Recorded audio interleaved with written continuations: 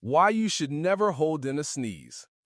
Have you ever tried to hold in a sneeze just to avoid making it awkward in public? Some people think it's totally harmless. Like you're just stopping a little achoo, right? But that's not how it really works. A sneeze actually blasts air out at nearly 100 miles per hour. When you block it, all that pressure has to go somewhere.